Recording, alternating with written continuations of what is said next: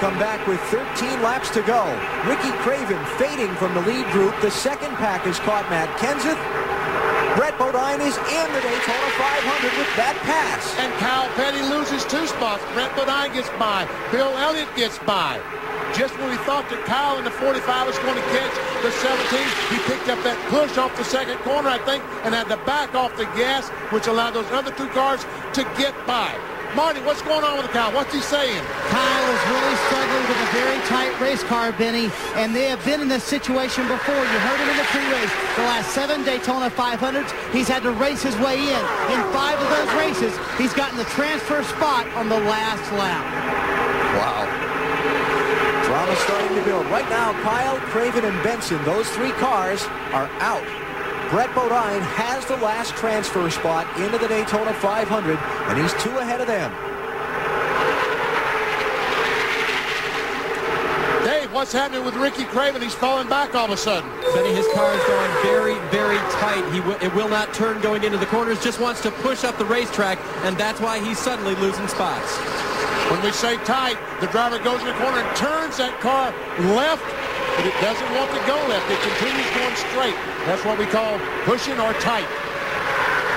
So over the final 10 laps, we'll see if Dale Earnhardt Jr. can make a move on Jeff Gordon for the lead, and we'll see if these drivers can get up and get qualified for the 500.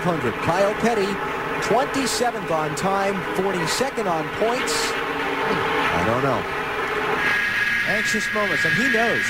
I'm sure he's wanting to know where he's at, what position he's at, but he'll be helpless. Unless you have help out there, it's going to be tough for him to even catch that group in front of him right now. So far, Dale Earnhardt Jr.'s made no move on Jeff Gordon. He's been behind him, what, about 25 laps now? No bid at all.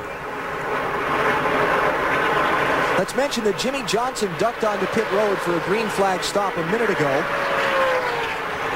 He changed tires. That's probably for 2 things. Number one, you brought up a good point, to get some pit crew practice, to get them some practice, but also see what his car does with a chassis adjustment and 4 fresh tires. So he's a lap down.